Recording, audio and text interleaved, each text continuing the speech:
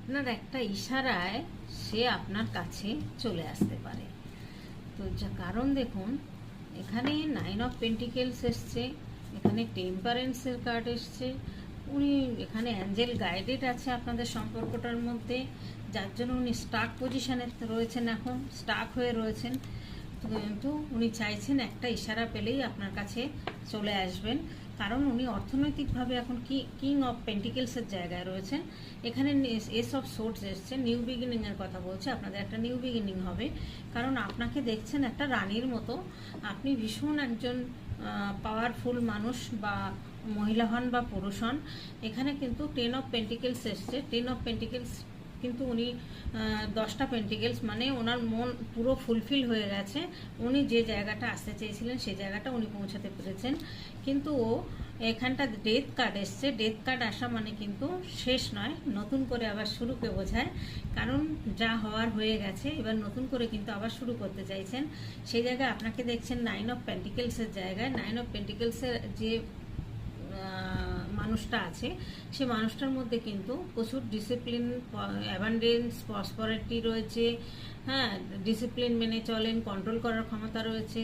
হ্যাঁ, যে কোনো রিলেশনকে উনি কিন্তু ভালো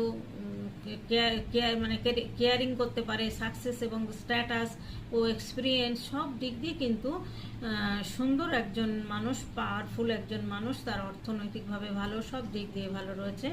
সেই জায়গাটা কিন্তু আপনার মনের মানুষটি চিন্তা করছেন আপনাকে নিয়ে। এই জন্যই আপনার জন্য কোথাও হয়তো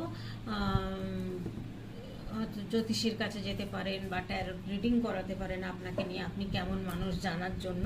এখানে দেখা যাচ্ছে যে সে কিন্তু জানাচ্ছেন বা জেনেছেন আপনার সম্পর্কে, আরও চেনেন তো বটেই, কিন্তু এখানে দেখা যাচ্ছে কারোর থেকে অ্যাডভাইজার নিচ্ছেন।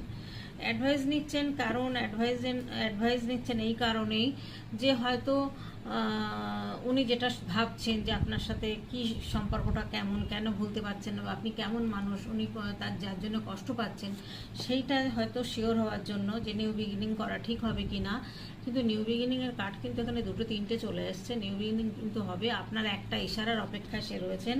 এখানে একটা দেয়া নেওয়ার একটা ব্যাপার রয়েছে, একটা ছোটোবেলার সম্পর্ক, বা আপনাদের অনলাইনে সম্পর্কটা হতে পারে, বা ধরুন আপনাদের এই সম্পর্কটা একটা সময় আপনি অনেক করেছেন তার জন্য।